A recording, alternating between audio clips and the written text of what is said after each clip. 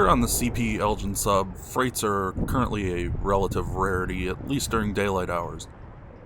However, there is one that regularly travels on it during daytime all year long, CP 473. 473 is a manifest train that runs from Bensonville Yard to Nahant Yard in Davenport, Iowa, and generally leaves Bensonville a little after 3 p.m.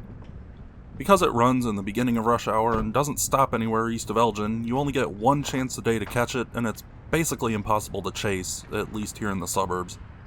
If you do catch it though, you'll often get an excellent view for both video and photography as the sun is behind you. So today, come along on a ride as we intercept CP 473. I live a little bit away from the tracks, so I need some time to get down there. Luckily, I'm essentially on the edge of transmissions from Bensonville Yard and can usually hear trains that are ready to leave, calling the dispatcher with car counts, fuel information, and everything else. So the process is simple. I hang around at home until I hear 473 call in. The dispatcher will give them an estimated time to expect the signal, usually after some kind of metro run. I'll then either go to downtown Roselle or the Schaumburg metro station, both of which I can be at in about 15 minutes without traffic and a little more with.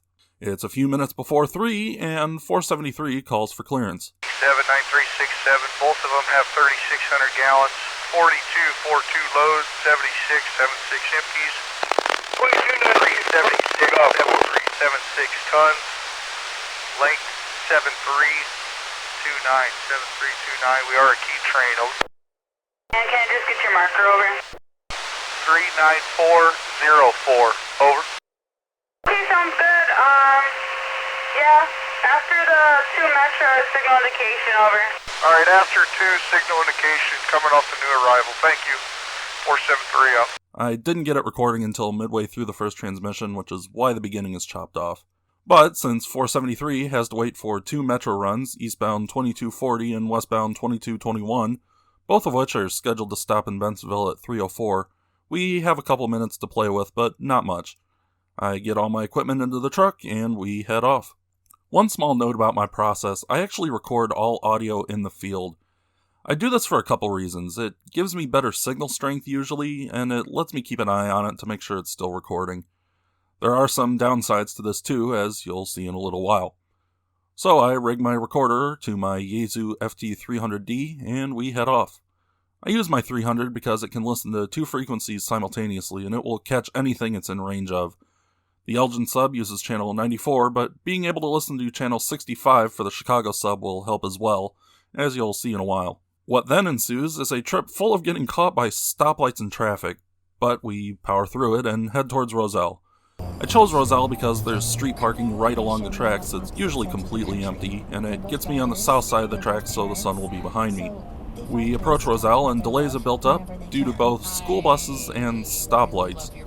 I was attempting to get there in time to catch 2221 as well, but I got 2 stoplights away from my destination, and so I was stuck here as it passed on by. The lights are tied to the crossing gates, so I knew I wasn't getting an arrow, until after it had cleared. Not a huge deal, most metros look pretty much the same anyway, and it was just a normal run-of-the-mill F40 leading it. Just would have been nice to get both. We finally arrive at our parking spot, but since I haven't heard a peep out of 473, I can only assume that they have left Bensonville.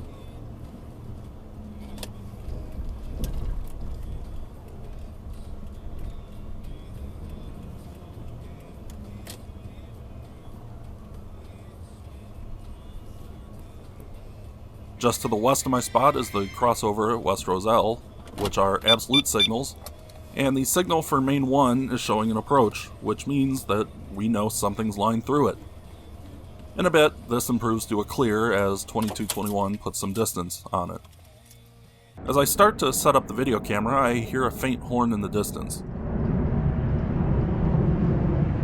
Large portions of the line are now quiet zones, but Roselle isn't. A few minutes later, the headlight appears down near the Roselle metro station to the east, and the gates activate.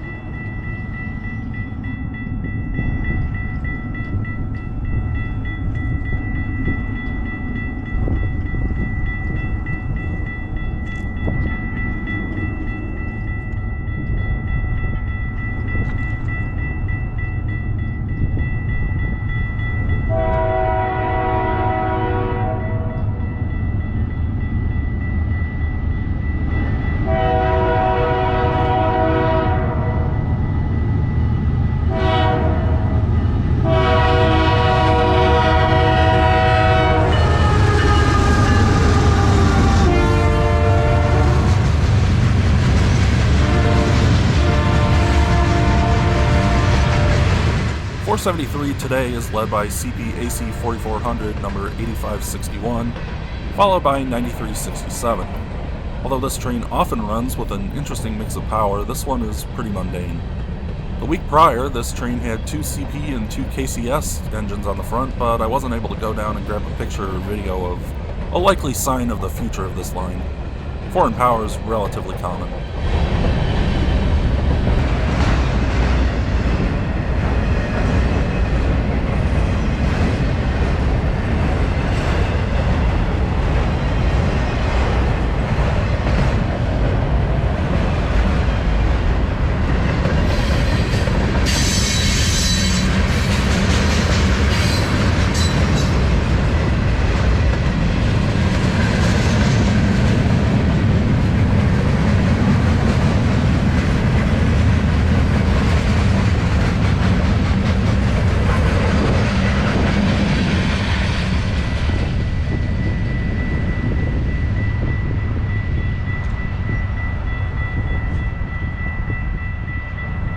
After it clears us, I pack everything back up and start to leave. Not too much later, 473 begins to coordinate with Metro 2242 where they will meet. Westbound freight, Metro 2242, over. Alright, understood. Just coming through Spalding. Roger. What's your location? Head over Park, over. Okay. Are you rolling pretty good? Yeah. We finally got it up to 40 here. Oh. I'll hold back the Park. Alright, understood. Keep it rolling. Here we go. Oh. Sir. Not long after that, 473 switches from channel 94 to 65 and calls the dispatcher to pick up the track warrants to continue west of Elgin. Unfortunately, I got caught at the bottom of a hill waiting for a stoplight, so didn't catch most of either side of this. The Elgin sub is CTC territory, but after it ends at Randall Road, the Chicago sub is track warrant territory with automatic block signals. From Randall Road to Pingree Grove, it is double track signaled for right-hand operation, and the rest is single track with sidings, some of which have radio-controlled switches. Westbound need 2 warrants, one from Randall Road to the end of double track at Pingree Grove, and then one from Pingree Grove to Savannah where CTC picks back up. This is also where they'll relay information about pickups or drop-offs along the line. Word 1515-2022-2022 to the CT 8561 unit west WST at milepost 32 MP32. Checkbox 2 TWL, proceed from double track switch Pingree Grove to east AST, siding switch to NOAA on the main track 2534, total line check 1 number 2 over. Are the doors closed? I don't have a light. 4 1 line check line 2 1546 154 2534 2534 total line check 1 letter 2 hit at 1546 1546 CJB Marchando. Today's train was only getting a warrant as far as Genoa, where they were going to do some work, and then after they're done there, they would pick up the warrant the rest of the way. And that's it. It's a lot of work for about 3 minutes of payoff, but it's a lot of fun. Sometime this spring or summer, we'll take a whole day to railfan this line, but it's still just too cold to spend any extended time outside here in the middle of February. But until then, stay safe, stay warm, and thank you for watching the Northeastern Illinois Railfan YouTube channel.